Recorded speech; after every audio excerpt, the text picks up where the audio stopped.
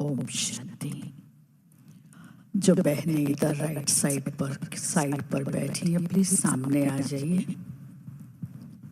और भाई भी जो इधर बैठे हैं, प्लीज सामने आ जाइए।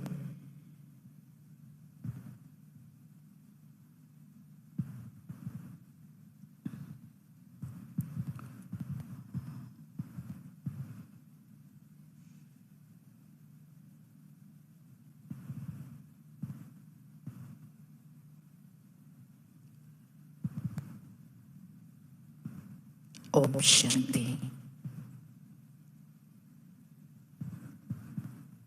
स्मृतियों की बौछार,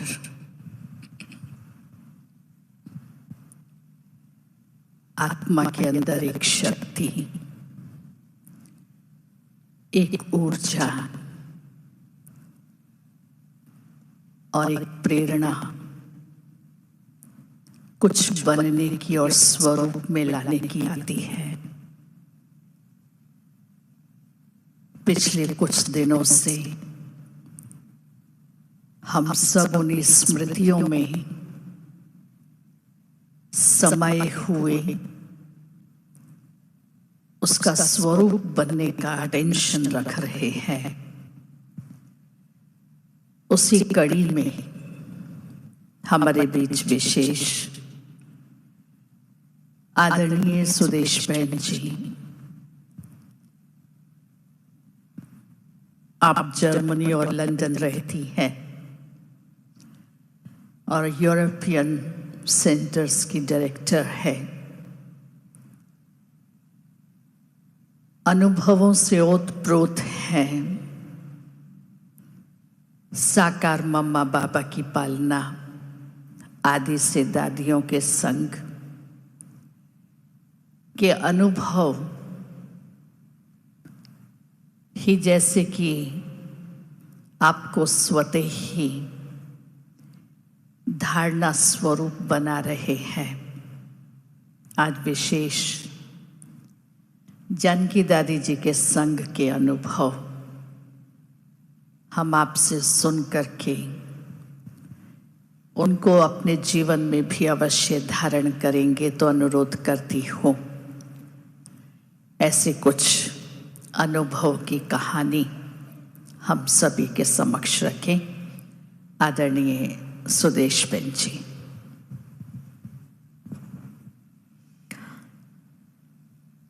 ओम शांति। ओम शांति। ओम शांति।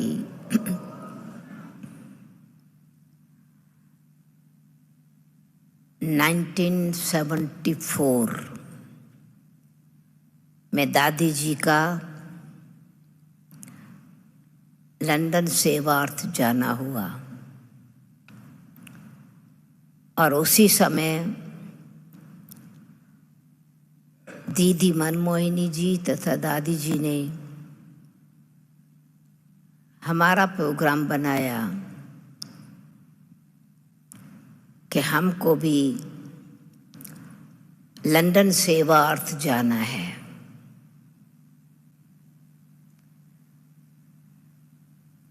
सौभाग्य की बात थी। वैसे तो दादी जी कुछ समय के बाद लंदन से वापस आने वाली थी, परंतु सेवा को देखते हुए, स्थान को देखते हुए, बेहद की सेवा की भावना से दादी का प्रोग्राम ऐसे ही रहा कि वहाँ रहने का टाइम बढ़ता चला गया। वो सुंदर समय था दिन रात संग रहने का। भारत में आने की फिर तो प्रोग्राम ही यही था कि वहीं रहना है, तो उसके लिए परमानेंट रहने के लिए फिर हमको वहाँ का ग्रीन कार्ड लेने के हिसाब से, मतलब भारत में आने की छुट्टी नहीं थी, अगर भारत में आना है तो विजिटर की तरह आएंगे, विदेश में फिर विजिटर की तरह वापस आ जाएंगे। तो जब ये क्लियर हो गया कि वहीं रहना है, तो दादी जी की विशेषताएं, जो विदेशियों को स्वदेशी कैसे बनाए, आपसी संगठन में किस प्रकार से हम सदा रहे, तो वो उस समय जो था वो हिप्पी का ज़माना था। यानी हिप्पी का मतलब यूथ बहुत करके जो यंगस्टर थे, यूथ थे, वो अपना भले अच्छे अच्छे घरों के लोग अपना घर छोड़ करके नौकरी को थोड़े समय के लिए रिज़ाइन करके, नौकरी जल्दी मिल जाती थी, छोड़ो 6 महीने के बाद मिल गई, जब चाहिए तो लो, जब चाहिए तो छोड़ो। तो अच्छे अच्छे घरों से ऐसे ही थे जैसे जिनको वैराग्य था, परंतु रास्ता नहीं था, कहाँ जाना है, जीवन का कोई लक्ष्य नहीं था, पर अंदर की खोज तो थी। तो ऐसे लोग जब आना शुरू हुए, जिनको खोज तो है परंतु क्लियर नहीं है, तो दादी जी ने ऐसे ही जैसे कोई भटक जाते हैं, जैसे गौएं बिछड़ जाती हैं या कोई अपने घर से भटक जाते हैं, तो उनको ठिकाना मिलता है, तो उनको लगता है कि हम अपने स्थान पर आ गए। तो एक रूहानियत के आकर्षण दादी जी ने क्रिएट किया। भट्टी तो योग तो हमेशा शाम को होता ही था, और दादी जी खुद इंटरेस्ट लेती थी। तो जो आने वाले, हम जो पहले रहने वाले साथ में, हमारे साथ जयंती बहन, दादी जी, हम ये 3 तो परमानेंट रहते थे, बाकी बहनें आने जाने वाली वहाँ के आते जाते रहते थे। फिर धीरे धीरे कुमारियों का क्लास हुआ, बढ़ते चले गए। पर दादी जी ने विशेषता, और जयंती बहन के पेरेंट्स वहाँ थे, तो वो भी दिन में आती थी। तो दादी जी का एक नेचुरल संस्कार, जो हमारे में भी संस्कार भरा, पालना का संस्कार, रूहानियत के स्नेह से कैसे आत्माओं को बाबा के साथ संबंध जुटाना है।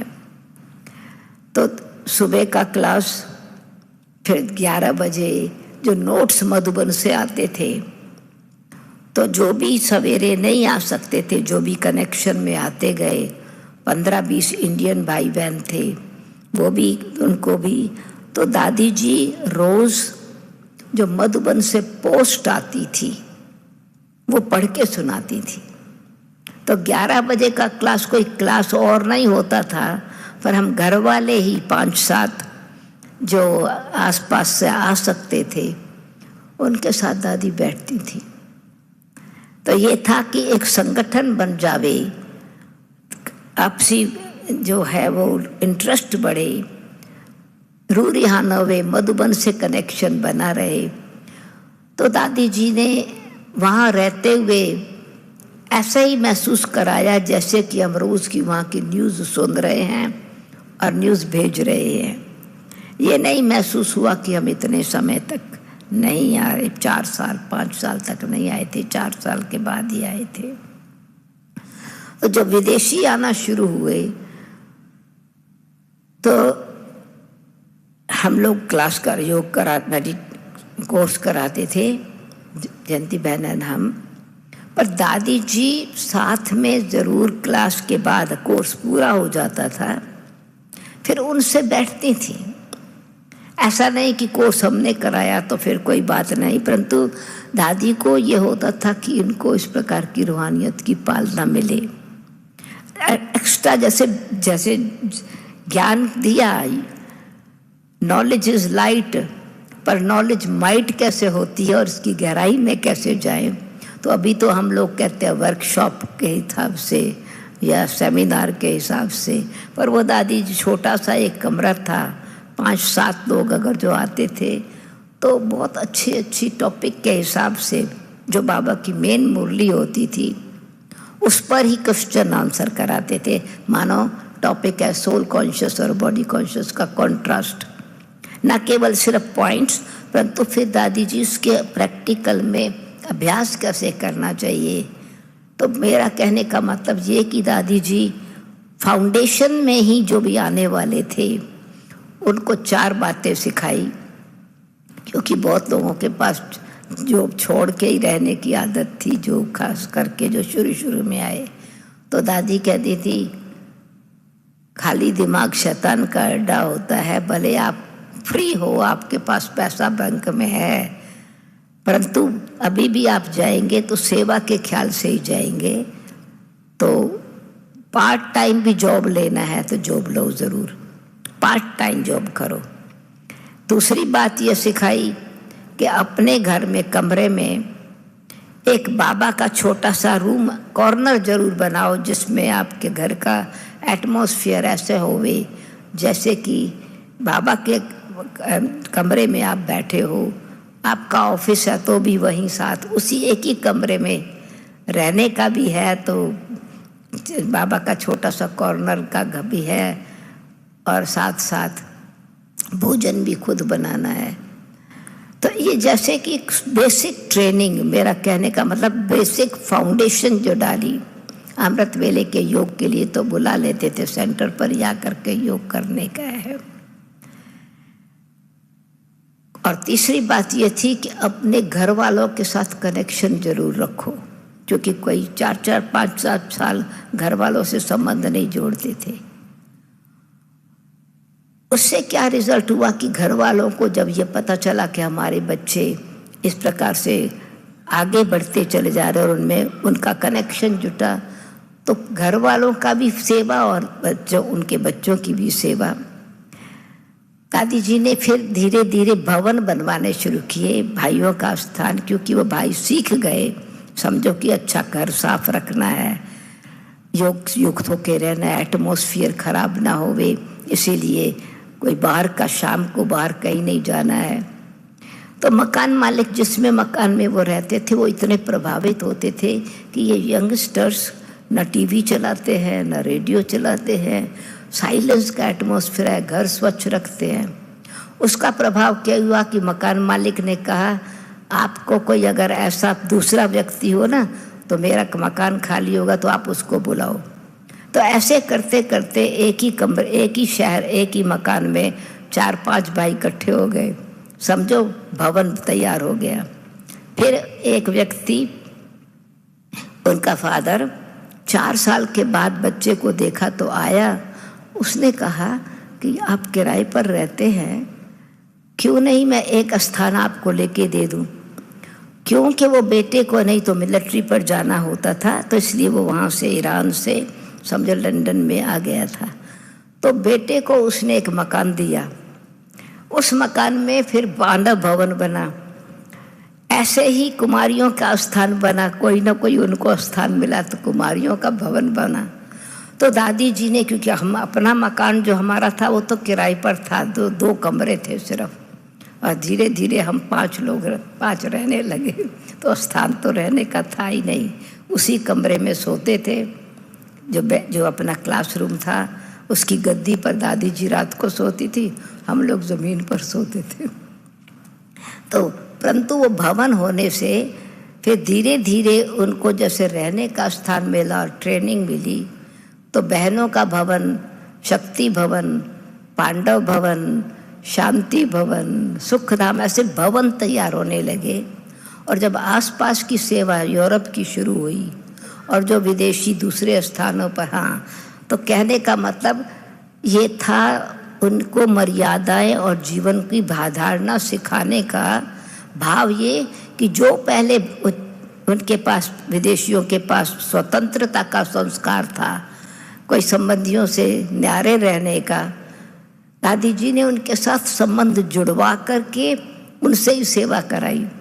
तो ये जो विशेष हमारे भाई जिनको चार्ले है, कैन है, ये इनके पेरेंट्स तो बड़े अच्छे कुल के थे। जब वो वापस अपने घरों में गए तो उनको पेरेंट्स ने फिर अपना सहयोग दे करके वहाँ सेवा करवाना शुरू किया। तो ये था जब सेवा का संबंध, जब अपने जीवन से दूसरों की ज्योत कैसे जगाए। इस प्रकार से तो अनेक एग्जाम्पल बने, बहुत सेंटर ऐसे भी खुलते चले गए।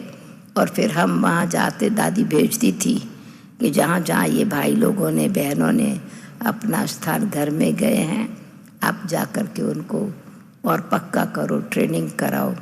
तो ऐसे दादी ने हमारे अंदर भी ऐसे उत्साह भरा। दादी जी की ये एक विशेषता, अनेक विशेषताओं में से, हर चीज़ पहले अपने पर एक्सपेरिमेंट करती थी। कोई भी बाबा की बात है तो योग का प्रयोग किसको कहा जाता है? योग का प्रयोग दादी जी ने बहुत बारी, जब शरीर जिस समय ठीक नहीं होता था, दादी जी 11 घंटे तो सेवा करती थी, सुबह से लेके शाम तक, मतलब 11 घंटे तो होते ही थे सेवा में। अच्छा, फिर जब तबीयत ठीक नहीं होती थी तो उस समय विशेष जैसे अंतर्मुखी थे, उनके पास कोई जब उनको जो देखने जाता था दादी जी को, तो दादी जी को ये एक पक्का ये था कि मेरे शरीर की बीमारी को कोई देख के मुझे देखने आवे तो बीमारी उनको ना याद आवे, उनको बाबा याद आवे। तो बीमारी में भी उनकी जो चेहरे से ये नहीं लगता था कि कोई रोग है। कभी कभी दर्द, कभी कहते थे टांग में दर्द है, तो टांग में दर्द है, चेहरे पर क्यों आवे? फेस थोड़ी दर्द है, टांग दर्द है ना, तो टांग में दर्द है ना, यहाँ तक क्यों आवे? मतलब कंट्रोलिंग पावर, अपनी कर्म इंद्रिय की रूलिंग पावर, ये अपनी तपस्या के आधार से और साथ साथ सेवा की बेहद की जो पालना में संगठन को हमेशा बना करके रखा। दादी जी, हम लोग जाते थे कहीं प्रोग्राम करने के लिए, तो दादी जी हमेशा साथ में जाती थी। छोटा सा प्रोग्राम भी है, कहीं लेक्चर करने जाना है, लाइब्रेरी में भाषण है, दादी जी साथ में जाएंगी। और उसमें इंटरेस्टिंग बात ये थी कि कैसे भावनाओं का, भाषा का, यानी वाइब्रेशंस का सहयोग देना है। तो हम कार में उसी टॉपिक पर, जिस टॉपिक पर भाषण करना होता था, दादी जी कार में ही रूरियान करती थी, कहती थी कि मैं तो वहाँ नहीं करूँगी भाषण, तो बाबा के पास, बाबा के बच्चों के पास हमारे भावना भी पहुँचे। तो ऐसे हमको भी तैयार कर करके बहुत ऊंची बात बताने। एक रात बारी हम जा रहे थे, जयंती बहन का प्रोग्राम था, और जयंती बहन थी नहीं, अमेरिका गई थी या किसी दूसरी कंट्री में गई थी। तो वो प्रोग्राम, विशेष प्रोग्राम, बहुत स्पिरिचुअल एसोसिएशन और ग्रेट ब्रिटेन में था, और मैं तो नहीं गई थी उस समय, इंग्लिश की मुझे प्रैक्टिस नहीं थी इतनी। भाषण तो करना है क्योंकि वो पब्लिक प्रोग्राम है, प्रिंट किया हुआ है, उनके कैलेंडर में है। दादी ने कहा जाना तो है, भाषण, आप भाषण करना।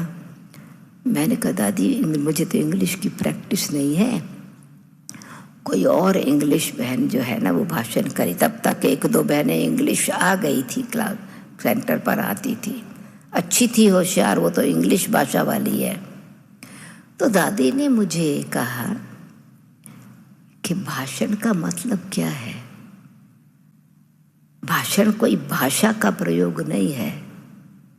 भाषण में तो वो इंग्लिश वाली बेशक बहन इंग्लिश बोलेगी, लैंग्वेज बोलेगी, भगवान की लैंग्वेज कोई इंग्लिश थोड़ी है। भगवान की नॉलेज तो भगवान जो हमारे हृदय में प्रेम है परमात्मा का, हमारे लिए, बाबा के लिए भावना और अनुभव है, वो सुनाना है ना। तो भाषा की बात नहीं है, आप भावना से कि बाबा की बात सुना रहे हैं, बाबा के अनुभव सुना रहे हैं, बाबा का ज्ञान सुना रहे हैं, तो बाबा अपने आप ही जिन उन आत्माओं को जो देना है वो दे देंगे। भाषा कॉन्शियस नहीं बनो, लैंग्वेज कॉन्शियस नहीं बनो, भाव कॉन्शियस बनो कि हमको भगवान का उनको संदेश देना कैसे है। तो मेरे इस डर को जैसे थोड़ा था ना, यानी संकोच, दे भान, एक बारी दादी ने कहा ये भी तो दे अभिमान है ना, इसको भी छोड़ना है। तो यानी अपने अंदर जैसे दादी जी में एक नेचुरल रीति से ये भावना से प्रेम से किसी आत्मा को जो भी देना है तो बाबा को जो देना होगा वो हमसे दिलवा देंगे। भाषण किया तो उसके रिजल्ट में तो बहुत अच्छे अच्छे प्रोग्राम और भी आगे मिल गए। तो जैसे खुद में कॉन्फिडेंस था, करेज था, लक्ष्य पक्का था, ऐसे भाषा की भाव से भी दूर करवा दिया। तो ये भी दादी जी की एक देन थी। ओम शांति। ओम शांति। अनुभव तो ऐसे होते हैं जो जी चाहता है सुनते ही रहें, और सच में सुनते सुनते वो दृश्य भी सामने इमर्ज होता जाता है। अभी हमारे बीच डॉक्टर कला बहन, आप अमेरिका में न्यूयॉर्क के पीस विलेज में रहती हैं, उसको संभालती है। अपनी मेडिकल की प्रैक्टिस छोड़कर बाबा ने आपको अपना बना लिया, और वो स्थान ऐसा है जहां हम सभी को मिनी मधुबन याद आ जाए। 4-4 फीट चारों तरफ स्नो हो जाता है, वैली में है, ऐसी प्रकृति की गोद में, और दादी जी के संग का भी आपका अनुभव बहुत सुंदर है कि कैसे खिंच करके जीवन को समर्पित किया, और एक बाबा दूसरा ना कोई, ऐसी प्रैक्टिकल धारणा की मूर्ति है। तो कलाबेन से अनुरोध करती हूँ अपना अनुभव हम सभी से शेयर करें।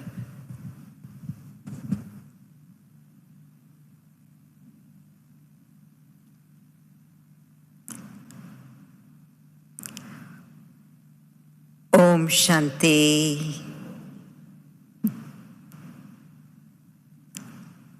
आज का दिन, आज का माहौल, सारे हमारे अति अति प्यारे मीठे दादी जी के यादों के कहो, अनुभवों के कहो, और ऐसा लगता है जैसे कि बाबा हमेशा कहते हैं संगम युग यादगार बनाने का भी समय है।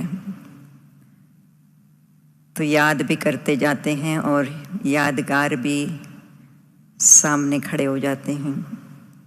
शक्ति स्तंभ के सामने आज बहुत सुंदर अनुभव हो रहा था कि सचमुच जब याद करते हैं, स्मृति आती है तो क्या होता है, अंदर सामर्थ्य आती है, शक्ति आती है। उसमें भी खास जब दादी के शब्द, दादी के सीन, दृश्य याद आते हैं तो दादी कोई एक भी शब्द ऐसा नहीं बोला होगा सारे जीवन भर में जो उस शक्ति स्वरूप या शक्ति की स्थिति में रहकर नहीं बोला हो। जैसे बताया कि पहले खुद अपने आप करती थी, धारणा स्वरूप होकर के फिर बताती थी। तो हमारे पिछले 40 साल के अनुभव दादी जी के साथ मैं समझती हूँ, मैं बहुत अपने को भाग्यवान, लकी समझती हूँ कि बिगिनिंग के ही दिनों से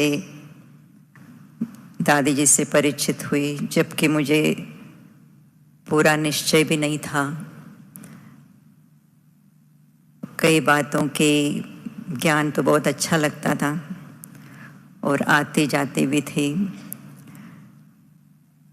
लेकिन फाउंडेशन जो होना चाहिए पक्का, वो अभी नहीं बना था।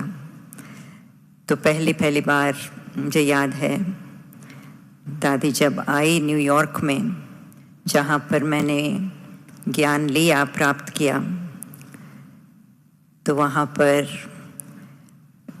उन दिनों में तो बहुत थोड़े हमारे छोटी ग्रुप थी, तो हमको पर्सनल मुलाकात के लिए दादी जी के साथ बिठाया और दादी ने कई प्रश्न पूछे व्यक्तिगत।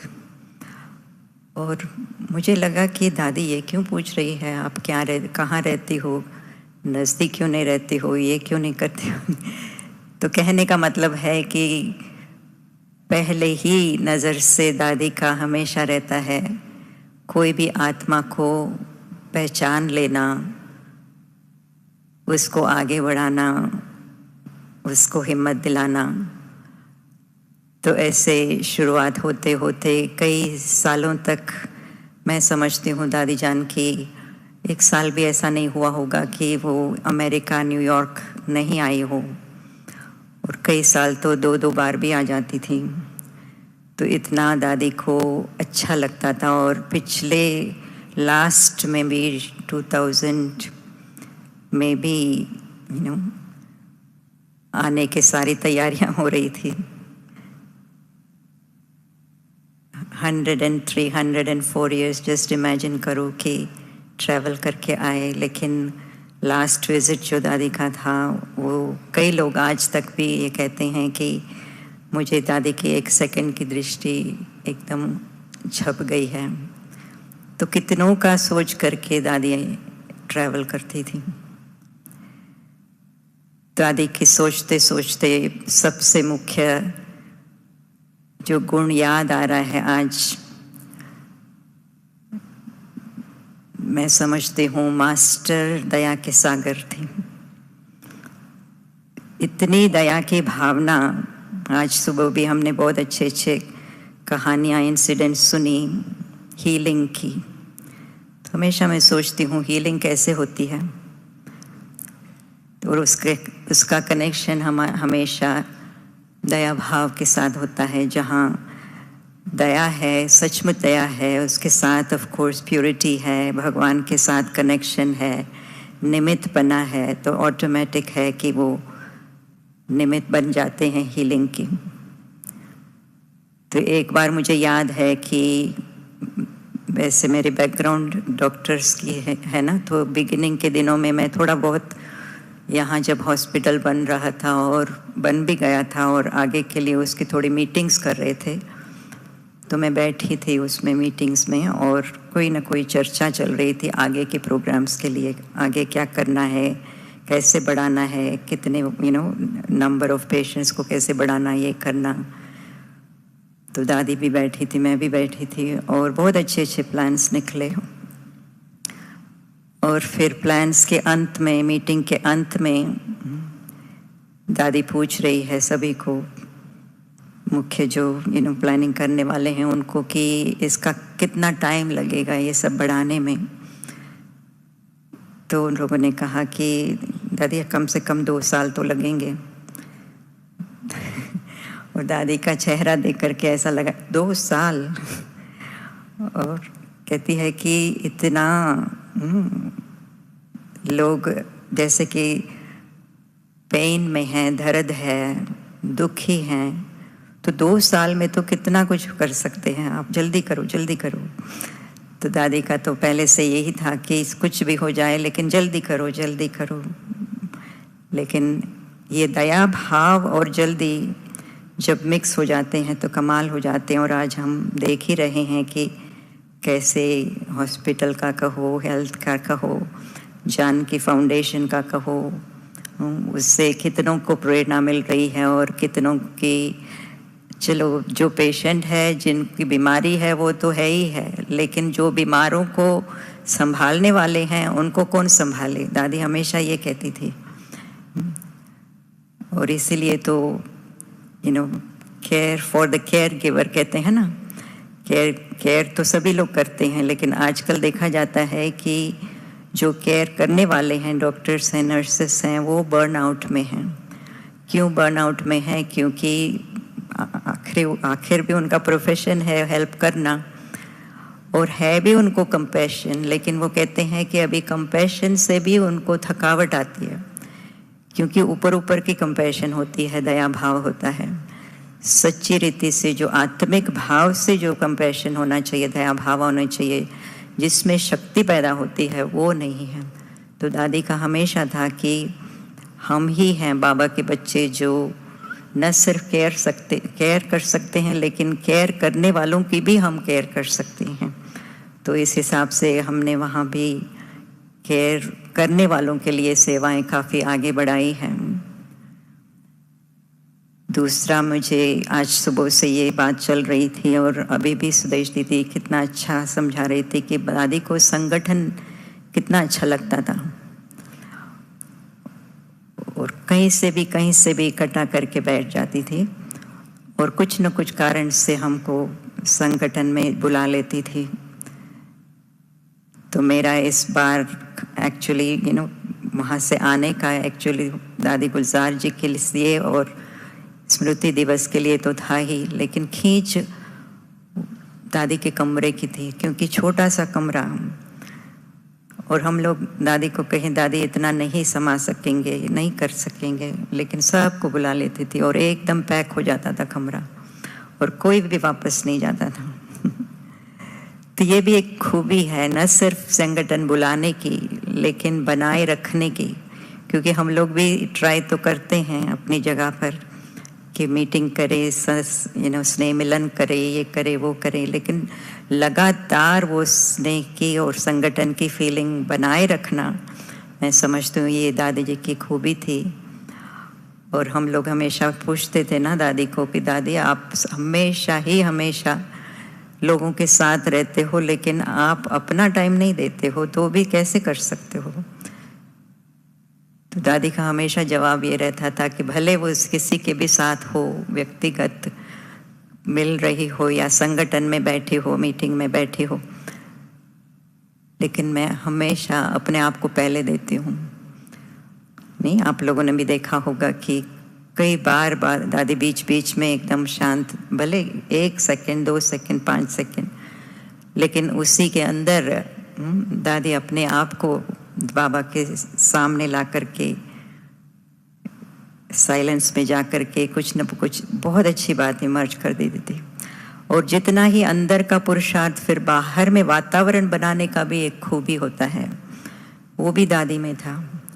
जैसे कि दादी कोई भी रूम में आएगी तो सारी सभा को देखेगी, बैठक देखेगी, चेयर्स देखेगी, कुछ कुर्सी देखेगी कि सभी एक दूसरे को देख सकते हैं, वो देख सकते हैं मैं उनको देख सकती हूँ।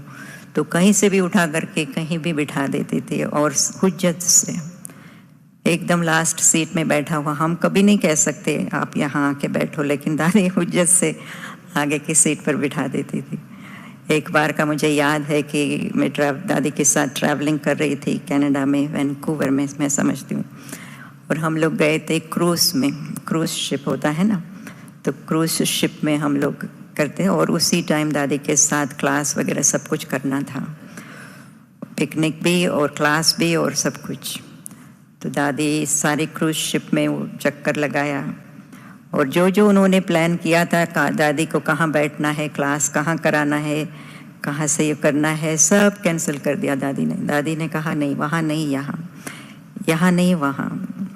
और क्रूज शिप में तो आपको मालूम है कि दादी के लायक कोई भी बैठक नहीं था, मतलब कि जो ऊंचा भी हो सभी दादी को देख सके, और दादी और दादी भी सबको देख सके, कोई भी जगह नहीं थी। तो वहाँ आप समझते हो ना, क्रूज शिप में वो बार होता है, नहीं, जहाँ बार, और बार हमेशा ऊंचा होता है, उसका स्टूल और उसका टेबल वगैरह। तो दादी ने चारों ओर नज़र घुमाए और कहा कि मैं वहाँ बैठूंगी ऊपर, बार के टेबल के ऊपर चढ़ गए, और वहाँ से बैठकर देख करके सभी को दृष्टि दिया और क्लास किया। कहने का मतलब है कि दादी को बहुत इम्पोर्टेंट था कि वातावरण अच्छी हो, एक दूसरे के साथ दृष्टि की लेन देन अच्छी हो, फिर जो प्राप्ति होती है, फिर जो रिसीव कर सकते हैं, वो बहुत मल्टीप्लाई कर सकते हैं।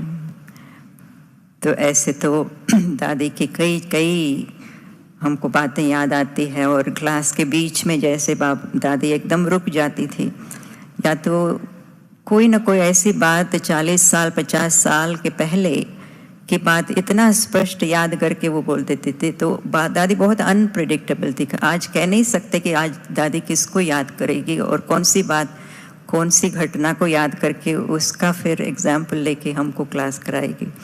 तो ये जैसे कि एक्साइटमेंट रहता था हमको, सेम नहीं लगता था कभी भी कि दादी आज कल आपने ये विषय पर बताया, आज फिर से उसको बताना।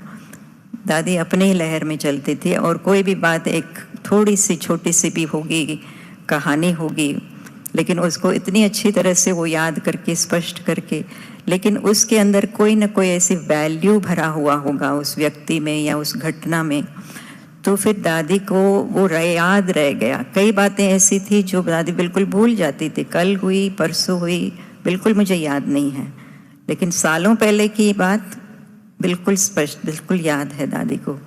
ऐसे कैसे हो सकता है? तो ये है दादी की याददाश्त की शक्ति कहेंगे, लेकिन दादी को वैल्यू बहुत था हर एक चीज़ के लिए, हर एक व्यक्ति के लिए, हर एक लेन देन के लिए, इंटरेक्शन के लिए कि क्या होता है, कैसी लेन देन होती है। तो शी वॉज लाइक, मतलब कि एक रीति से हम देखते हैं कि बहुत ही ट्रेडिशनल दादी, बता सकते हैं कि इसके अलावा ऐसे नहीं चल सकती, ऐसे नहीं चल सकती, लेकिन दूसरी तरह से देखा जाए तो बिल्कुल आप कह सकते हो कि बहुत मॉडर्न है, ना, मॉडर्न दादी थी। जैसे कि उनका डायनामिक था, माना कि चेंज होती रहती थी, जैसे वातावरण, जैसे व्यक्ति, उसको कैसे समझकर कैसे समझाना। तो आप तो समझते हैं कि फॉरेन के लोग बुद्धि बहुत चलाते हैं, इसलिए दादी का एक बहुत अच्छा टाइटल हम लोग यूज़ करते हैं, बुद्धिवानों की बुद्धि, जो बाबा की टाइटल है, लेकिन वो दादी से भी मैं समझती हूँ काफ़ी कुछ लगता है, क्योंकि कैसे किसको समझाना उसका क्लियर उनको है। और ऐसे भी बाबा का कोई भी टाइटल मैंने देखा है कि दादी से लगता था। जैसे बाबा हमेशा कहते हैं, मेरे को जानने से तुम सब कुछ जान जाओगे। अभी प्रैक्टिकल स्वरूप में दादी ने ये अपने लाइफ में दिखाया कि दादी का अटेंशन सिर्फ बाबा के ऊपर, बाबा को जानना, बाबा के लेन देन करना, बाबा का अनुभव करना, लेकिन वो करते करते करते हर एक व्यक्ति को भी वो इतनी स्पष्ट जान गई, एक सेकंड की दृष्टि से उसको पहचान लेना, उसकी विशेषता को, उसकी पर्सनालिटी को, उसको कैसे हैंडल करे। तो ये जानना नहीं तो और क्या है। तो इसलिए मैं समझती हूँ कि दादी जी की टाइटल बाबा की टाइटल से बिल्कुल मिलती है। और आजकल इसलिए हम दादी को एक नाम रखा है डायमंड दादी। न्यूयॉर्क में आप लोग समझते हो कि मोहिनी बहन बहुत बहुत याद करती है दादी को। और ये सारा महीना, मार्च का महीना, हमारा सारा टॉपिक ही चला डायमंड दादी। डायमंड दादी के बोल, डायमंड दादी के कुछ न कुछ मनन चिंतन की बातें, और उसके ऊपर हम भी कैसे मनन चिंतन करें और अपने आप को ऐसे समान कैसे बनाएं। तो बहुत बहुत प्रेरणा पूर्वक आज का दिन है, आज अभी का समय है, और मैं बहुत थैंक्स देती हूँ कि ये चांस बाबा ने, ड्रामा ने हमको इस बार दिया है। ओम शांति, ओम शांति, ओम शांति, ओम शांति। और अब मैं अनुरोध कर रही हूँ आदरणीय आशा बेन जी से, आप दिल्ली ORC की डायरेक्टर हैं और दादियों के संग के अनुभवों में सदा ओतप्रोत रहती है। ऐसे कुछ अनुभव जिनसे हम भी प्रेरणा लेकर के उन्हें अपने जीवन में स्वरूप में लाए, हमारे समक्ष रखेंगी आशा बेन जी।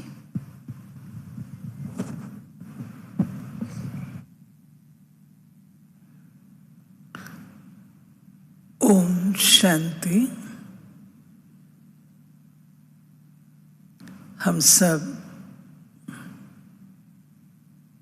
दादी जानकी के तपस्या से किए हुए जीवन का अवलोकन कर रहे हैं।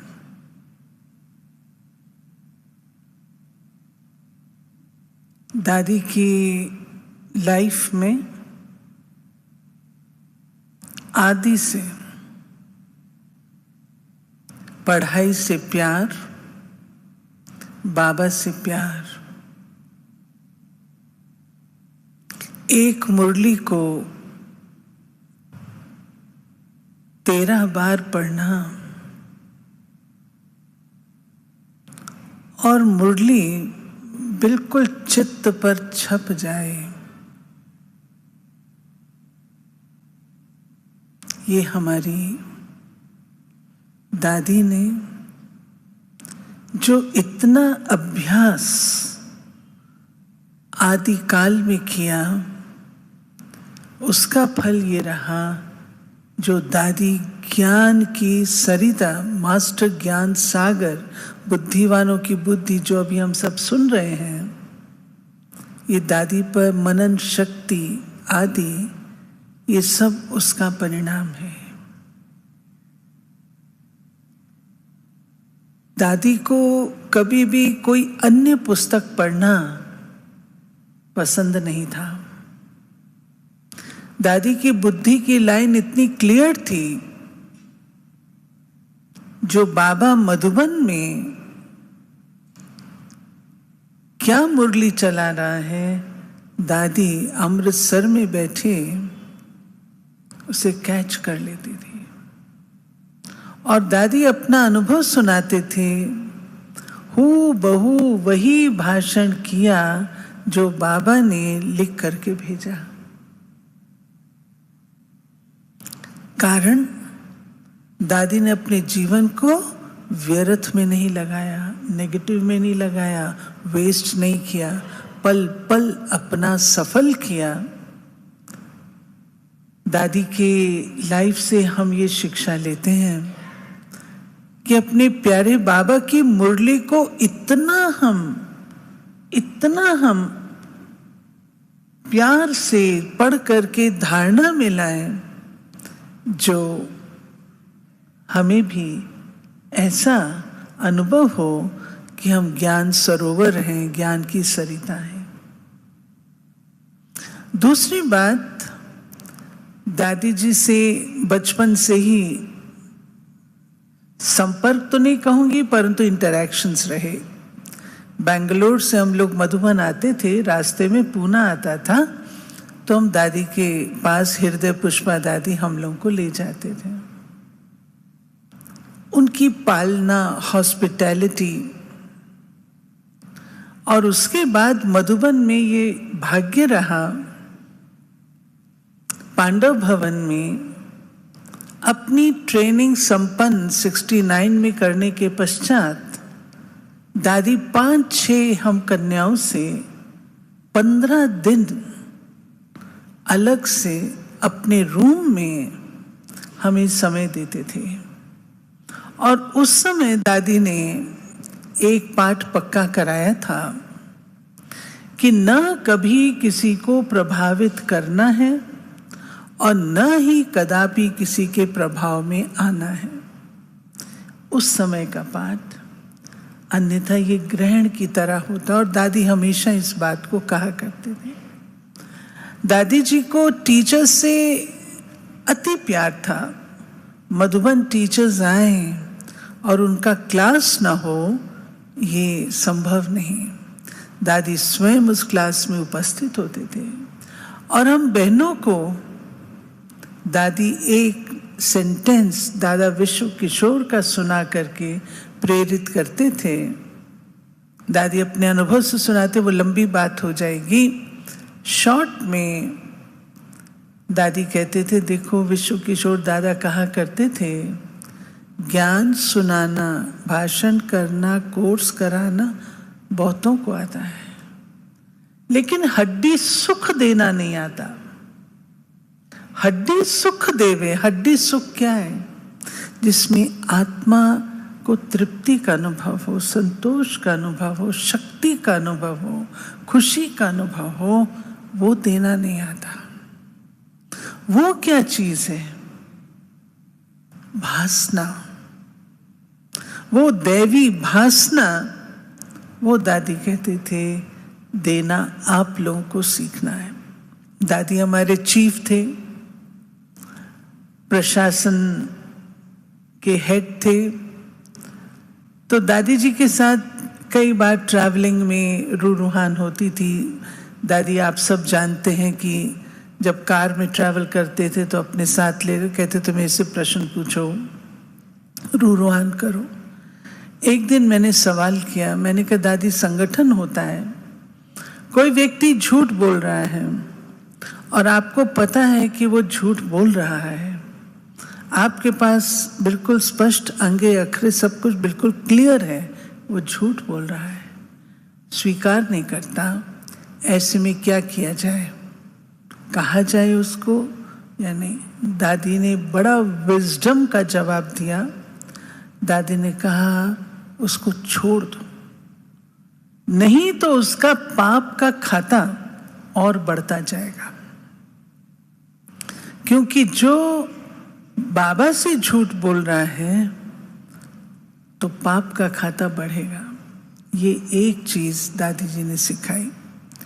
दूसरी, एक बार इसको मैं कई बार शेयर कर चुकी हूं कि एक बार दादी के साथ ट्रैवल कर रहे थे तो मैंने कहा दादी मेरा एक सवाल ये है कि कोई आत्मा जिस पर आपको बहुत फेथ है, आप आंख मीट करके उस आत्मा के ऊपर फेथ रख सकते हैं, कभी अगर उस आत्मा ने झूठ बोल दिया आपसे तो फेथ टूट जाता है, दिल नहीं करता इस आत्मा के साथ हम व्यवहार में आए।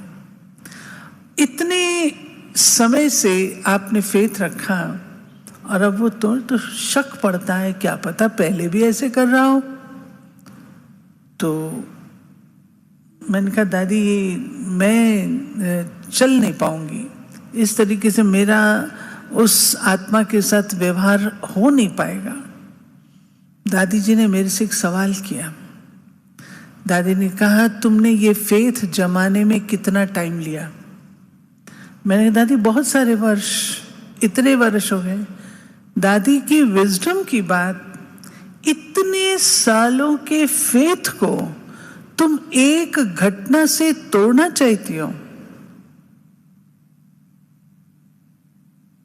बात समझ में आई। दादी ने कहा इतने सालों का फेथ है और ये घटना तो एक ही है ना, इस कारण तुम उस आत्मा से अपना संबंध तोड़ना चाहती हो? मैंने कहा दादी लेकिन मेरे को अब फेथ तो नहीं होगा ना। दादी ने कहा ये भी रॉन्ग, क्योंकि तुम्हारे वे वाइब्रेशन उसको जाएंगे और वो उसको नॉर्मल होने नहीं देंगे। तो मैंने कहा दादी कुछ तो करना पड़ेगा, ध्यान तो। दादी ने कहा अटेंशन भले रखो लेकिन शुभ भावना रखो, व्यवहार नहीं तोड़ो। और आज ये बात मैं अच्छे अच्छे मैनेजमेंट के लेक्चर्स में जब लोगों को बताती हूँ उनको बात समझ में आती है। दादी जी की जो व्यवहारिक गहराई थी वो भी जबरदस्त थी, बहुत जबरदस्त थी। समय की सीमा है, नहीं तो आपको कई बातें बता सकती थी। एक बात जो दादी जी के दिल की आश थी और दादी ने किया। एक बार कहते हैं ब्रिजमोहन भाई को बोला तुम 1,00,000 की सभा इकट्ठी करो, मैं बाबा के महावाक्य उस सभा में सुनाऊंगी। भगवानोवाच 1,00,000 की सभा में सुनाना चाहे तो मेरा दिल करता है बाबा को मैं कंधों पर बिठाऊं, सारे विश्व में घुमाऊं, ये मेरा बाबा है। ये दादी जी की शुभ इच्छा रहती थी और दादी जी ने किया। पिछले दिनों जब दादी जी के स्टैंप के बारे में मंत्रियों से मिलना होता था तो रविशंकर प्रसाद जी जो कि मंत्री हैं इस डिपार्टमेंट के, उनको हमने दादी जी की पुस्तक दी, 100 years of service, कुछ इस तरीके की है, वो दी। उन्होंने वो किताब लाइन बाय लाइन पढ़ी। और नेक्स्ट टाइम जब मैं मिली, रविशंकर जी कहते हैं, दादी जानकी जो एक अक्षर अंग्रेजी का नहीं जानती थी और आज 137 देशों में जो सेवा केंद्र खोले, फिर पूछा कितने केंद्र लंदन में हैं, कितने केंद्र वहां पर, ये सब जो उन्होंने पूछा, कहते हैं कि इनकी तो स्टैंप निकलनी चाहिए। और उसके साथ साथ बोले कि आप अपने सब बड़ों को लेकर के आना, कि दादी जी की सब बहुत श्रद्धा भाव उनके प्रति जागृत हुआ कि एक महिला बुजुर्ग इतने वर्ष की एक अक्षर नहीं जानती और इतने बड़े बड़े काम उसने किए। तो ये दादी जी की जो बाबा से प्रीत थी,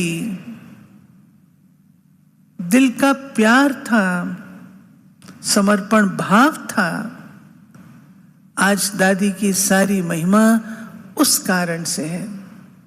जैसे बाबा एक कदम हम बच्चों को कहता है, दादी जी ने कभी भी अपने साथ नरमाई नहीं बरती, कभी भी अपने आप को शीतलता से नहीं चलाया। एक सोल्जर के माफिक, एक कमांडर के माफिक दादी ने स्वयं को चलाया। एक दिन दादी ने बताया, प्रकृति जीत थी दादी ने बताया कि मुझे बहुत दर्द था, सीने में बहुत दर्द था, लेकिन दुख नहीं था। यानी प्रकृति को इतना जीता है, दर्द की महसूसता है, लेकिन प्रकृति ने दादी के मन को कष्ट नहीं दिया। कभी कभी दादी जी 1 सेकंड के लिए कहते थे बहुत दर्द है, 1 सेकंड, दादी साइलेंस में चले आते थे और फिर बातचीत करना शुरू करते थे। दादी आपने क्या किया? कहा, बाबा को कहा इस दर्द को अभी शांत कर दो। सेवा में आप देखेंगे एंड तक दादी इसीलिए उपस्थित रहे कि दादी को प्रकृति अपने वश नहीं कर सके। प्रकृति जीत हम सबके दिलों को दादी जी ने कैसे जीता, वो हम सबके पास प्रमाण है। ऐसी दादी जो गई नहीं है, अभी कोई बहनें कह रही थी सब बड़े हमारे जा रहे हैं, नहीं, कहीं नहीं जाते। ऐसी आत्माएं अमर होती हैं और हम सब के ऊपर छत्र छाया के रूप से अभी भी उपस्थित हैं और सदा ही उपस्थित रहेंगी। हम उनकी बातों को जीवन में अपनाएं, धारणा में रखें, तो दादी हमारे साथ साथ है, कदापि जा नहीं सकती। ओम शांति।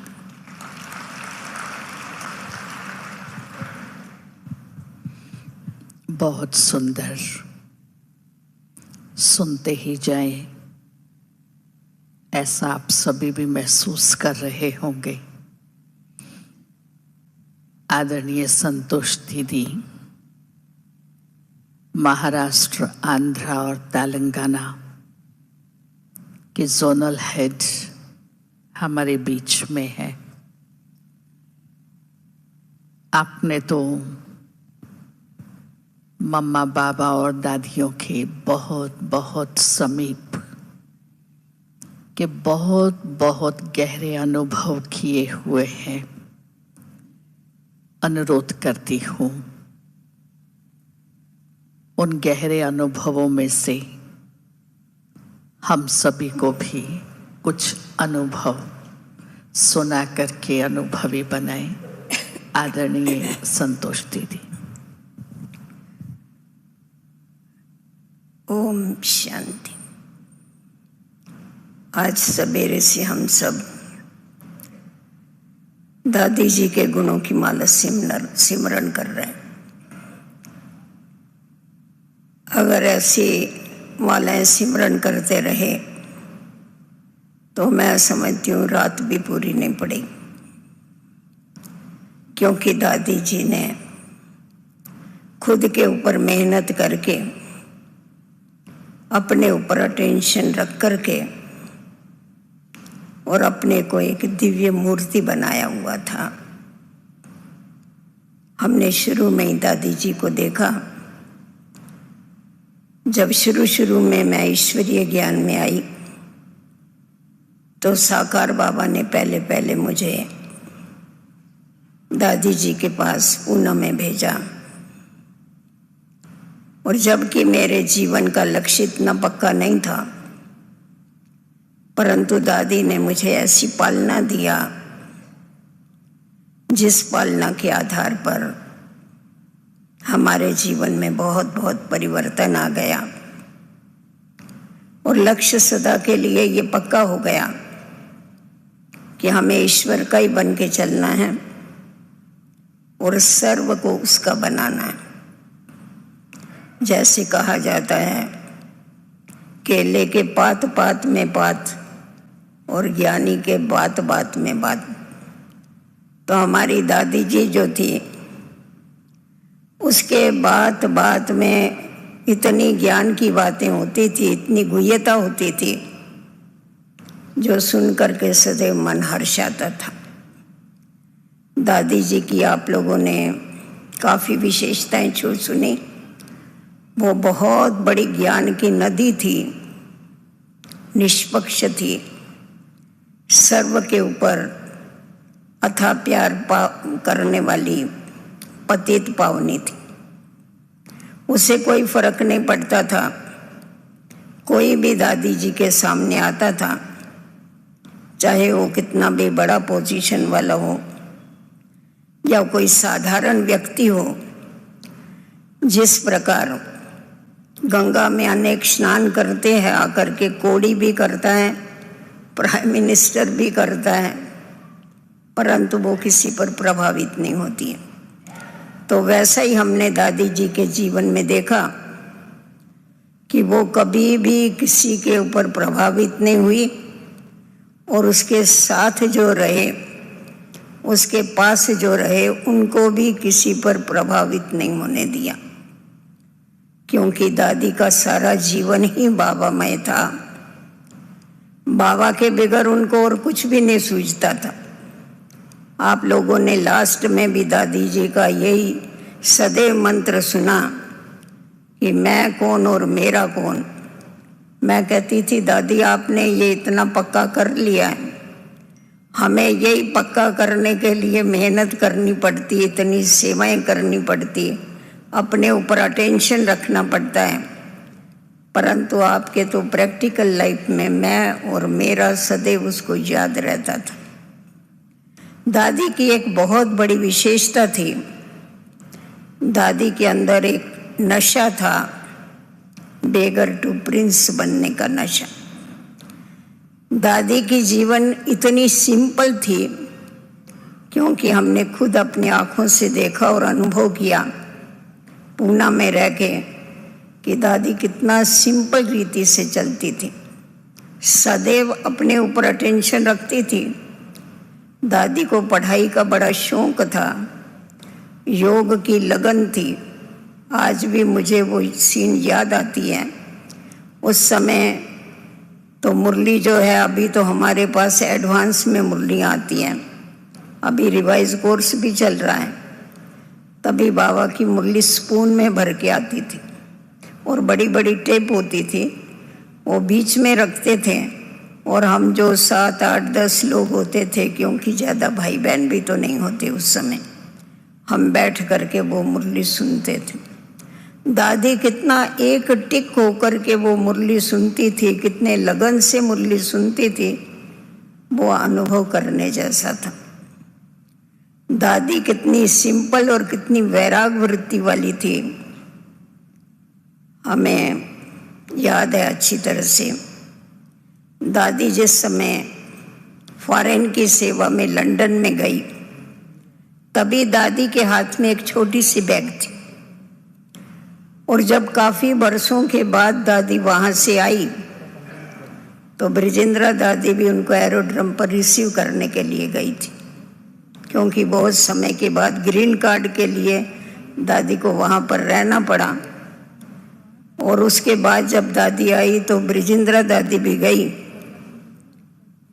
तो जो छोटी बैग लेके आई थी वही छोटी बैग वापस लेके जो गई थी वही छोटी बैग दादी के हाथ में थी। तो मैं तो उस समय नहीं जा सकी थी, तो ब्रिजेंद्रा दादी ने मेरे को आके सुनाया, देखो जानकी दादी में कितना बेहद का वैराग है, कितना त्याग है। नहीं तो आज कोई भी फॉरेन में जाते हैं तो कितने माल इकट्ठे करके आते हैं, उनको कस्टमर में खड़ा रहना पड़ता है, परंतु दादी वो छोटी सी बैग लेकर के आई और छोटी सी बैग लेकर के। तो दादी का किसी भी चीज में कभी भी आंख नहीं डूबती थी, क्योंकि उसकी आंखों में एक ही बाबा था, जिसके कारण वो कभी भी उनकी बुद्धि कहाँ भी नहीं जाती थी। और बाबा ने जो दादी जी को खास फॉरेन सेवा में भेजा, लंदन में भेजा, और ये महामंत्र दे करके भेजा दादी को कि आपको जाकर के वहाँ मधुबन बनाना है, मिनी मधुबन बनाना है।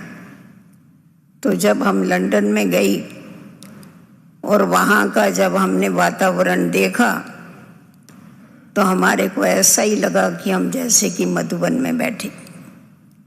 तो दादी इतनी आज्ञाकारी थी बाबा की, बाबा ने जो बोला उसने उसी समय पर वो किया। इतना बड़ा कारोबार संभालते हुए, इतना सब वैभव होते हुए दादी की बुद्धि सदैव एकाग्र रहती थी। और दादी की लाइन क्लियर होने के कारण बाबा की प्रेरणाओं को सहज कैच करके और हम लोगों को समझाती थी। मुझे याद है जब हम दादी के पास रहते थे पूना में, तो उस समय मकान की बहुत तकलीफ थी।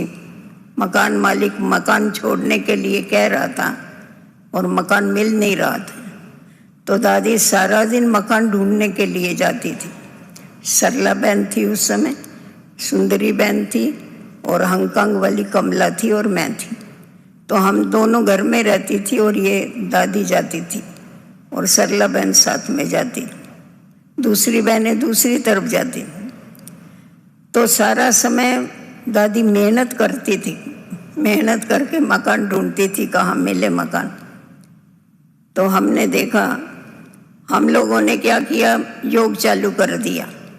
अमृत वेले जल्दी उठ करके बाबा की याद में बैठते थे और योग, अमृत वेले का योग करने के बाद भी हम लोग आधा घंटा योग करती थी, सब बहनें कुमारियाँ बैठ करके। तो क्यों योग करती थी, मकान मिले उसके लिए योग करती थी। और हम लोग दादी को कहते थे, दादी हम योग करते, आप भी योग करो ना मकान के लिए, क्योंकि आपका बड़ा पावरफुल योग है, हमारा इतना पावरफुल नहीं। तो दादी हंसती थी, दादी कहती थी योग उसके लिए नहीं है, मकान के लिए, योग विक्रम विनाश करने के लिए। परंतु हम तो दादी का नहीं सुनते थे, हम तो करते थे योग। तो हमने देखा 3-4 दिन के बाद बाबा की मुरली चली इसके ऊपर कि बहुत बच्चे जो है छोटी छोटी अपनी इच्छाएं पूरी करने के लिए, काम पूरा करने के लिए योग लगाते। कोई मकान के लिए योग लगाता है, कोई किसी वस्तु के लिए योग लगाता है। तो योग इसके लिए नहीं है, योग विक्रम विनाश करने के लिए है, क्योंकि आधा कल्प का तुम्हारे ऊपर बहुत बोझा चढ़ा हुआ। तो दादी हमें देख के हंसने लगी, बोला देखा बाबा ने क्या कहा।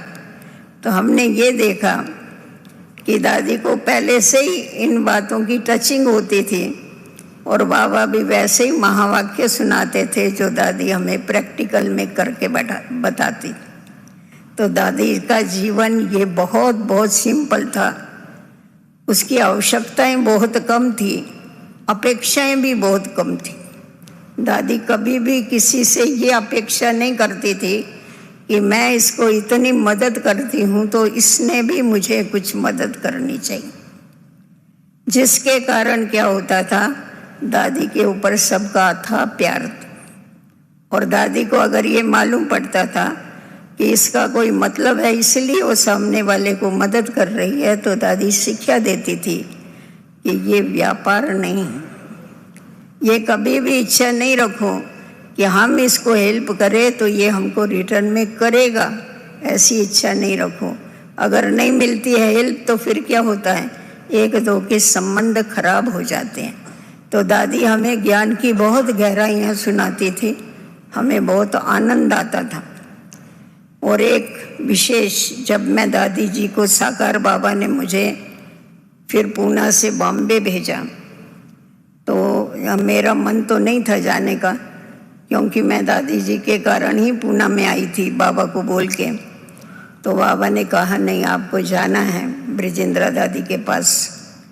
तो दादी को मैंने पूछा, दादी अभी मुझे क्या पुरुषार्थ करना? तो दादी ने मुझे बहुत सिंपल पुरुषार्थ बताया। मेरे को कहा सिर्फ एक बात सदैव याद रखना, क्योंकि जो भी ब्राह्मण हैं वो सब इस विश्व की आत्माएं जो है उनमें से कोटों में कोई, परंतु आप सदैव ये याद रखना कि मैं ब्राह्मणों में से कोटों में कोई हूँ। ब्राह्मण विश्व की आत्माओं में से कोटों में कोई है, परंतु मैं ब्राह्मणों में से कोटों में कोई हूँ। अपने को सदैव विशेष आत्मा समझ के चलना, विशेष समझने से ही आप में विशेषताएं आएगी। तो दादी की वो जो शिक्षा है वो आज तक हमें अच्छी तरह से याद है। और मैंने देखा कि ये एक छोटा सा सेंटेंस है, परंतु इसने हमें बहुत कुछ सिखाया। दादी ने हमें बहुत गाइडेंस दिए। उसके बाद तो दादी फॉरेन चली गई, परंतु फिर वापस जब दादी प्रकाश मणि गई और जानकी दादी आई तो फिर पहले का सिलसिला चालू हो गया। फिर हम वही दादी जी के नज़दीक हो गए, भले पहले दूर थे शरीर से, परंतु मन से तो सदैव नज़दीक ही थे। तो दादी ने हमें बहुत प्यार भी दिया, बहुत शिक्षाएं भी दिया और बहुत ऐसे कर्म करके बताए जिसके कारण हमें उसको फॉलो करना बहुत ही सहज हो गया। तो मैं समझती हूँ दादी जी की शिक्षाओं को धारण करना, दादी की जो आशाएं थी कि बाबा का नाम बाला करे, सबको बाप का परिचय मिले। दादी को कहते थे, दादी हम कभी कभी बोलती थी, मैं बोलती थी दादी आपको क्या ज़रूरत पड़ी है, अभी इतनी बड़ी आयु हो गई, आप इतना जल्दी जल्दी क्यों जाते हैं, थक जाते होगे। दादी बोलती थी, मैं पूछती थी ना दादी आप इतना क्यों जा रहे हैं, तो दादी कहती थी मैं इसलिए जाती हूँ, मेरे को जो बाबा से मिला है वो सब विश्व की आत्माओं को मिलना चाहिए।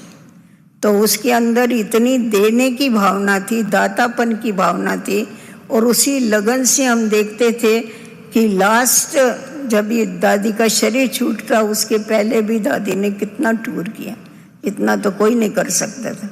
हम साथ में जाने वाले थक जाते थे, परंतु वो तो अथक होकर के सेवा करती थी और इतनी एक्यूरेट और इतनी पंचुअल थी दादी, जो हमें भी शर्म आती थी। हम थोड़ा देरी से तैयार हो गए, पर दादी पहला नंबर तैयार होके खड़ी हो जाएगी। तो ये सब दादी ने हमें प्रैक्टिकल में सिखाया। इसका रिटर्न हम यही दे सकते हैं कि दादी को पूरा पूरा फॉलो करे और अपने जीवन को ऐसा श्रेष्ठ और ऊंचा बनावे। ओम शांति।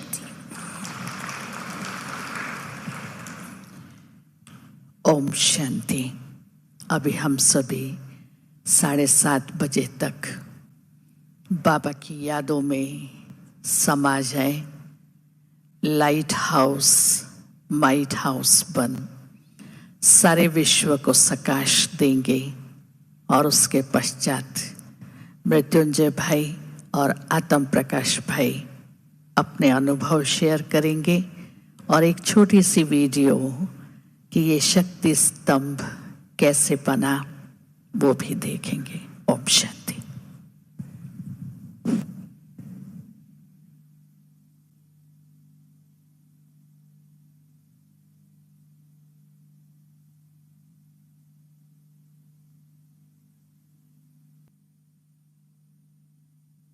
वीडियो नहीं देखा है ना, शक्ति स्तंभ कैसे बना, पहले वो दिखा लें।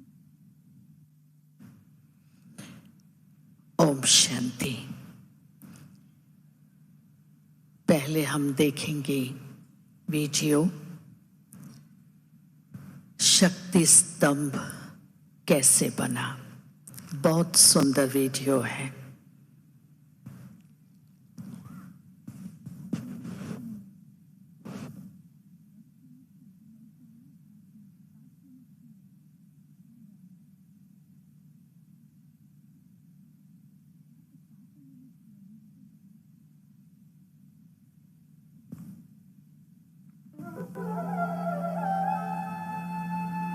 बाप दादा और ब्राह्मण परिवार की चांद।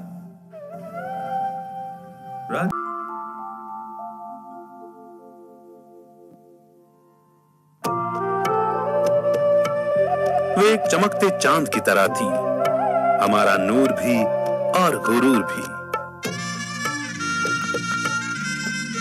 वे उस फरिश्ते की तरह थी जो रहती तो जमीन पर थी, लेकिन नजरें सदा आसमान में रहते भगवान की ओर थी। वे उस सागर की तरह थी जिसकी गहराई में जाएं तो ज्ञान के अनमोल रत्न और स्नेह के मोतियों में समा जाएं।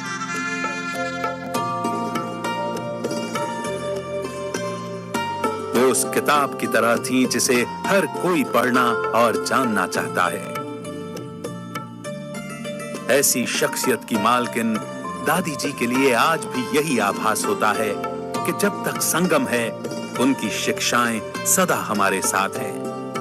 वे भले नयनों से दूर लेकिन फिर भी सदा हमारे दिल के पास हैं। उन्हें भगवान ने खूबियों से किस कदर तराशा है, उन लाखों खूबियों को बयां करता ये शक्ति स्तंभ उसी की यादगार है।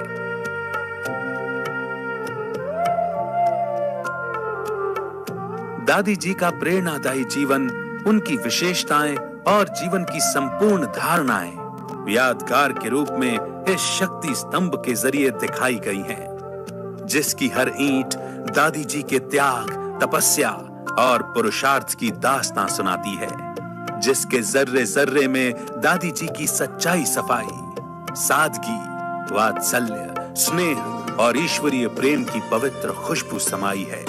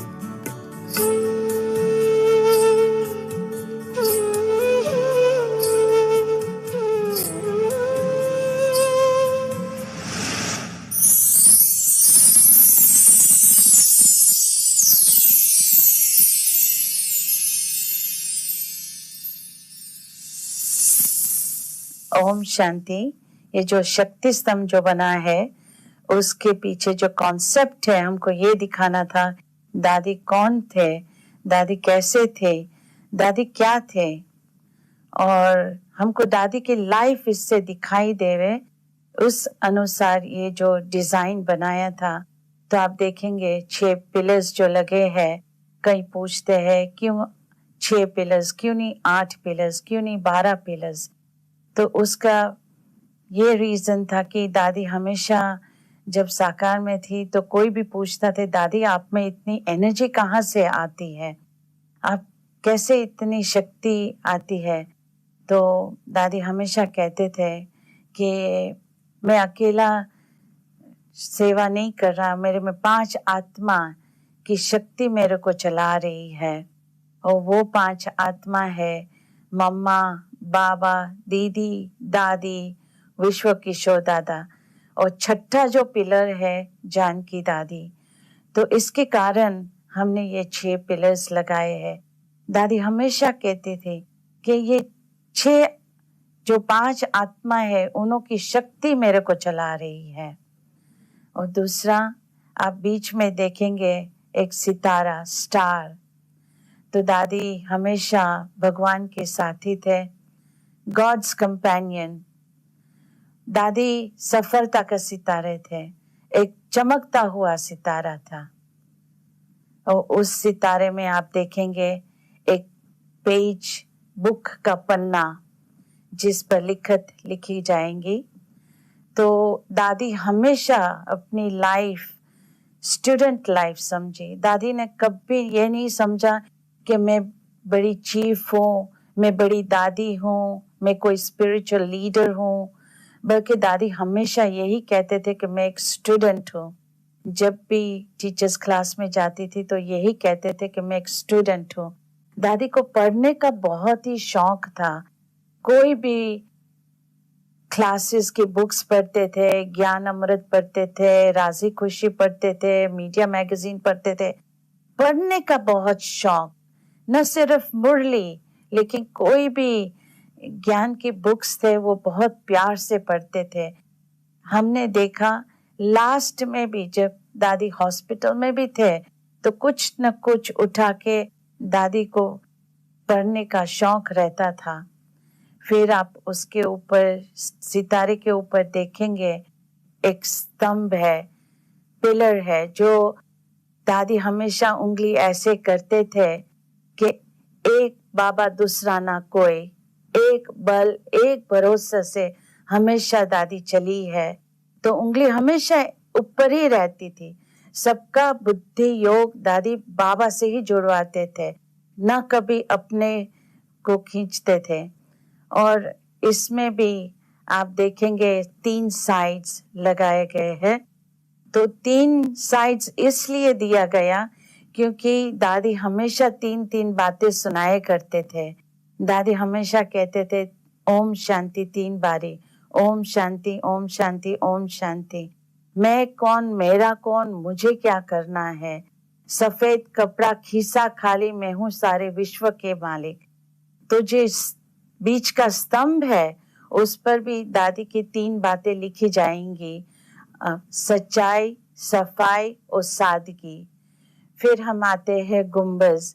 कोई भी गुंबज के नीचे खड़े रहते हैं तो एकोइंग साउंड आता है। तो दादी की जो भी टीचिंग्स थी उन्हों को याद आएगा। और एक गुंबज जो है छतरी की तरह, सब फील करेंगे कि प्रोटेक्शन का फीलिंग आएगा। जो भी बैठेंगे बहुत ही अच्छे से अच्छे अनुभव करके जाएंगे। ये एक तपस्या स्थान है, योग स्थान है। छतरी के नीचे दादी हमेशा छतरी के बारे में सुनाया करते थे कि छतरी है छत्र छाया के नीचे रहना, तो एक अपने आप को सेफ फील करेंगे। फिर हम आएंगे गुंबज के ऊपर जो कलश लगाया गया है। तो कैसे बाबा ने ज्ञान का कलश दादी के सिर के ऊपर रखा और दादी इस ज्ञान बल, योग बल, धारणा का बल से और सेवा के बल से अपने संपूर्ण अवस्था प्राप्त करके दादी चले गए। और जैसे ही ऊपर कलश रखा गया है एकदम टॉप पर, टॉप, तो नीचे, एकदम नीचे भी हमने कलश रखा, तो एक ऊपर भी है और एक कलश नीचे भी है।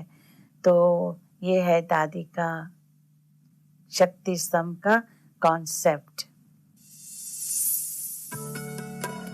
दादी जी की महिमा अनंत है, जिन्हें लफ्जों में कभी बयान नहीं किया जा सकता। उनकी स्मृति में बने शक्ति स्तंभ के जरिए उनकी विशेषताओं और अमूल्य धारणाओं की झलक दिखाने का प्रयास किया गया है, ताकि जो भी आत्मा इस पवित्र स्थान पर आए वो स्वयं में ज्ञान, गुण और शक्तियों के अखुट खजानों से भरपूरता का अनुभव करे।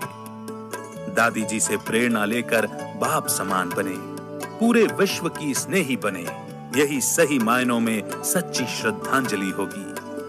अंत में दिल से यही आवाज निकलती है कि दादी जी, जब तक लफ्ज रहेंगे जहां में, तेरी महिमा के गीत गाए जाएंगे। जाया न होने देंगे तुम्हारे इशारों को, उस पर सदा चलकर हम दिखाएंगे। शक्ति स्तंभ और अपने व्यक्तित्व से तुम्हारा परिचय इस जहां को हम कराएंगे। तुम्हें कभी न भूल पाएंगे दादी माँ, तुम्हें कभी न भूल पाएंगे।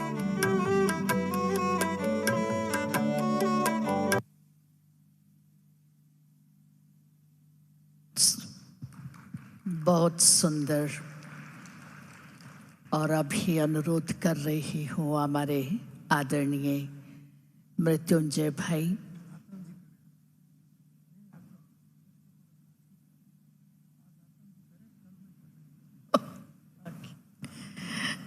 मृत्युंजय भाई कह रहे हैं थोड़ी खांसी चल रही है इसलिए कल सुनाएंगे। तो हमारे आदरणीय आत्म प्रकाश भाई अपने ज्ञानामृत और वर्ल्ड रिन्यूअल जो मैगजीन निकलती है, ज्ञानामृत के आप चीफ एडिटर है, वर्ल्ड रिन्यूअल के भी है, और सारी शांतिवन की जो प्रिंटिंग प्रेस है आपके ही देख रेख में चलती है। आप भी साकार मम्मा बाबा की पालना और मधुबन में रहते दादियों के बहुत संग में बहुत अनुभव किए हैं, जानकी दादी जी से भी, क्योंकि दादी जानकी को घड़ी घड़ी कुछ ना कुछ प्रिंट कराने की प्रेरणाएं आती ही रहती थी। तो बार बार आपका उनके पास जाना होता था, रूहान करते थे। क्या अनुभव किए हैं अभी हम सभी को शेयर करेंगे आत्म प्रकाश भाई। ओम शांति। मैं बहुत ही अपने को सौभाग्यशाली समझता हूँ कि इस ईश्वरीय ज्ञान के मिलते ही सबसे पहले जो हमें दादी मिली, जिसकी हमें पालना मिली, वो थी दादी जानकी।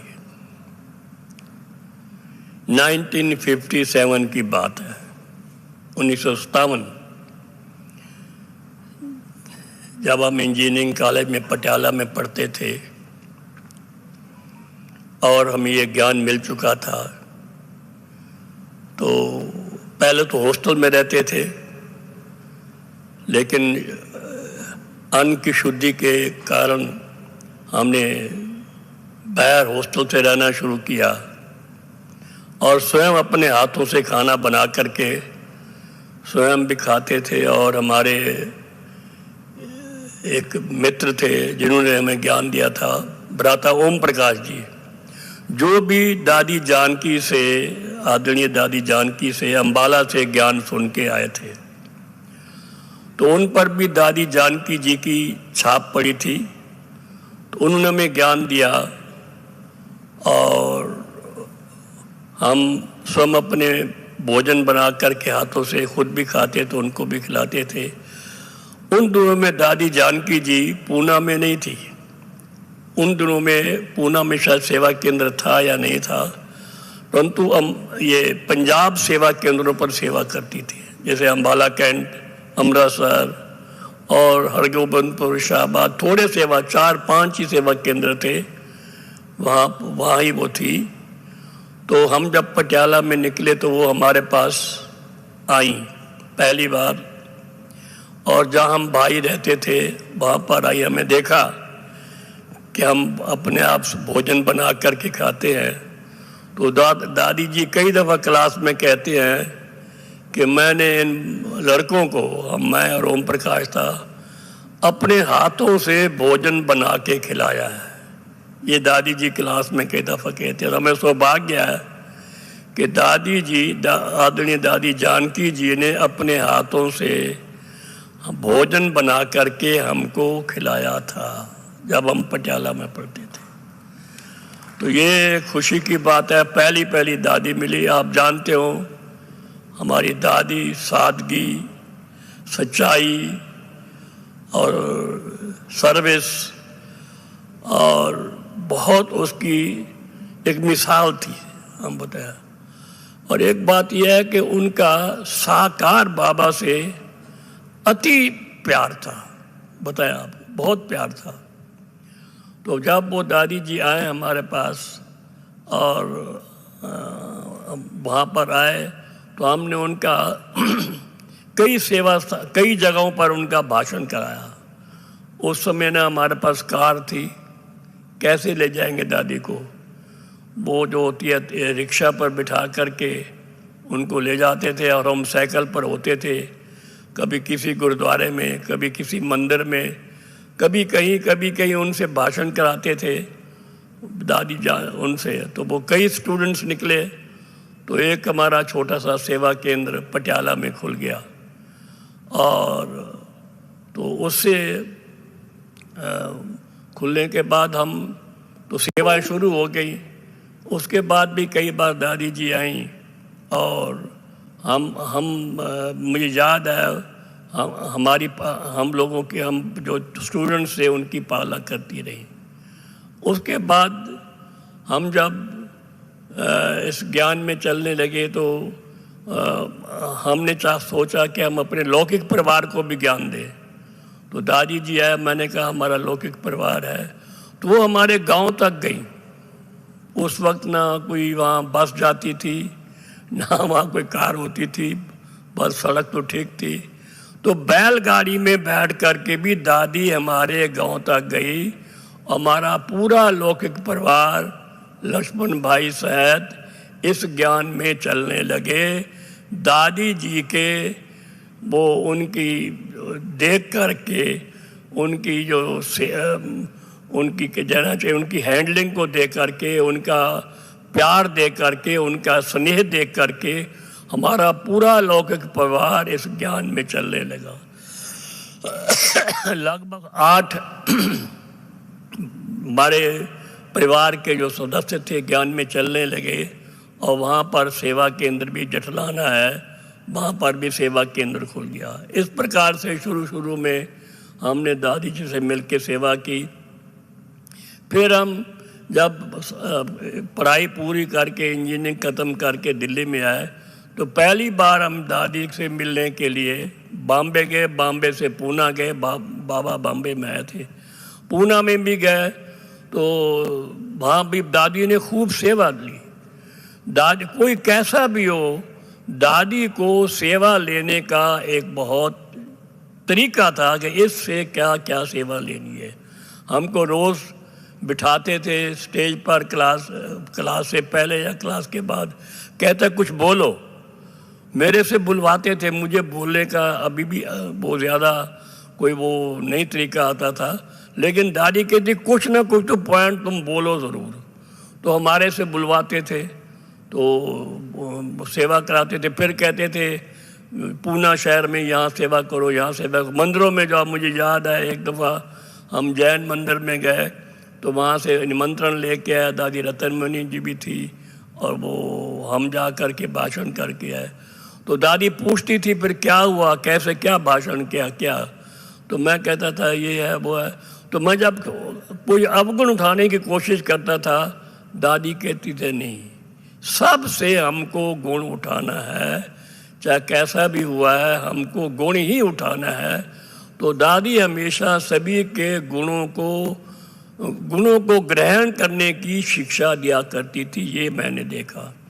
तो इस प्रकार से हम चलते रहे और उसके बाद फिर हम जब यहाँ पर आए शांति वन में, हाँ तो यहाँ पर आए और शांति वन में भी देखा कि कोई भी प्रिंटिंग होती थी, हमारी मैगज़ीन होती थी, हम उनको मैगज़ीन देने के लिए जाते थे और वो अपने टेबल जो साथ में बना वहाँ रखती थी।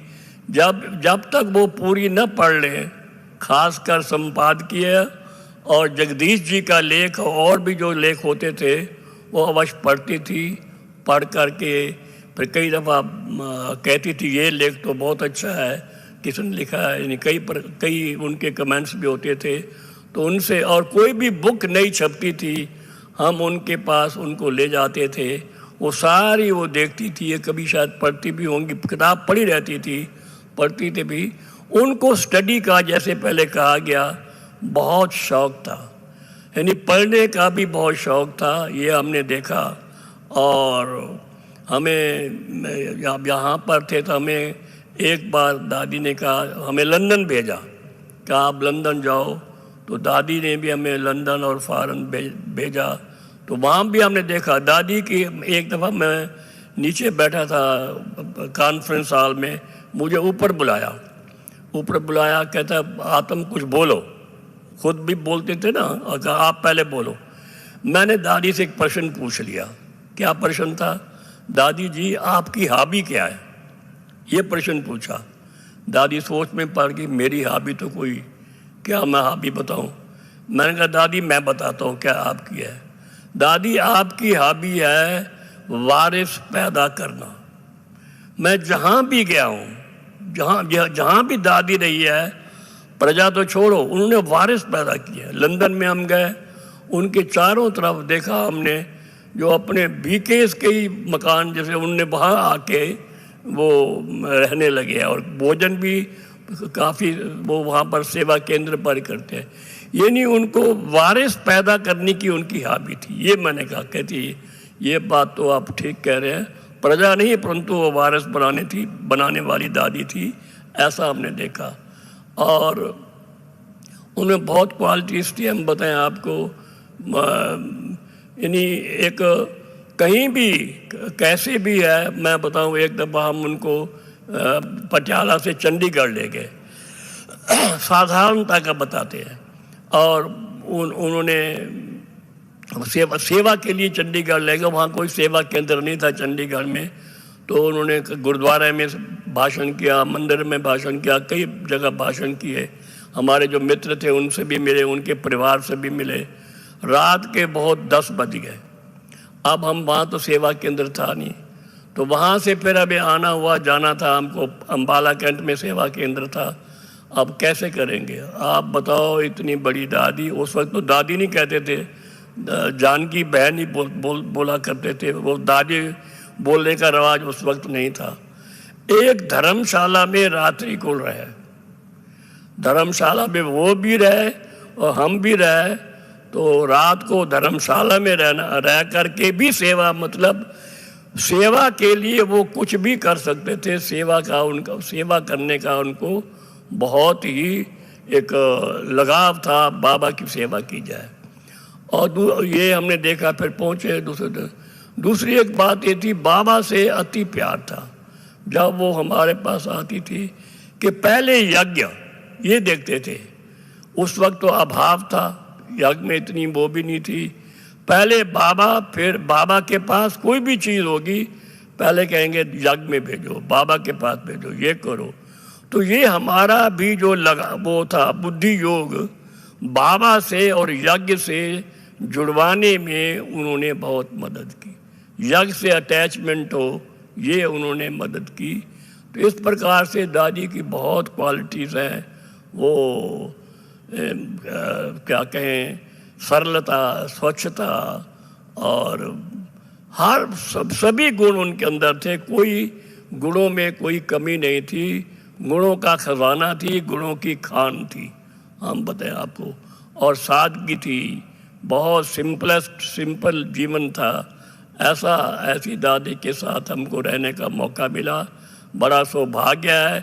पहली एक दफ़ा यहाँ बैठे थे तो मैं ऊपर आया था, यानी कॉन्फ्रेंस हॉल में। मुझे उन्होंने कहा, देखो दादी रतन मुनि जी बैठी थी, कहती है देखो पहला स्टूडेंट मेरा आत्म है। तो मुझे बड़ी खुशी हुई जब उन्होंने कहा कि पहला स्टूडेंट मेरा आत्म है, तो मैं बड़ा खुश हुआ। देखो अभी तक दादी को याद है कि पहले हमको पटियाला में मिली और हमको आगे बढ़ाया, हमको हमारे परिवार को भी आगे बढ़ाया। तो ये सुनकर के बहुत प्रसन्नता हुई, बहुत खुशी हुई कि उनको याद है कि पहला स्टूडेंट हम उनके थे। और यहाँ पर भी देखते थे कभी हमारा जो दादी प्रकाश मणि जी ने ज्ञान अमृत बनवा के दिया, ये आप देखते हैं ज्ञान अमृत भवन लिखा हुआ है सामने, छोटा सा ज्ञान अमृत है अब तो वो। और दादी जानकी जी ने बहुत बड़ा ज्ञान अमृत बनवा के दिया है, वो है नदी के पास, बहुत बड़ा बनवाया। उनके ही अध्यक्षता में, उनके ही कारण से वो बहुत बड़ा ज्ञान अमृत बना है। वो उन्होंने बनवाया। देखिए इतना कुछ उनको शौक था। और कभी कभी बीच में बिगड़ बताया वो हमारे नई प्रिंटिंग प्रेस में पहुंच जाती थी। सारे जो वर्कर्स थे सबको बुला करके सबको टोली खिलाती थी। तो इस प्रकार से दादी का लिटरेचर में भी बहुत शौक था और प्रिंटिंग प्रेस में भी बड़ा उनको शौक था। और हम भी उनसे बहुत मिलते रहते थे, कभी कोई चीज़ कहते ये छपवा कर दो, वो कुछ छपवा कर दो, हम छपवाते रहते थे, उनको छपवा के देते रहते थे। बहुत कनेक्शन था, बहुत खुशी है ऐसी दादी जी के साथ हम रहे और उनकी पालना ली। और अभी भी ऐसा फीलिंग होता है कि दादी का, हमें तो लगता है दादी हमारे साथ है और साथ रहेगी। ओम शांति, ओम शांति, ओम शांति। सभी के अनुभव सुनते सुनते आप सुबह से भरपूर हुए भरपूर, बहुत अच्छा। अभी मृत्युंजय भाई का रह गया है, उनका फिर सुनेंगे हम। अभी 3 मिनट बाबा की याद में बैठ करके भोजन के लिए प्रस्थान करेंगे। ओम शांति।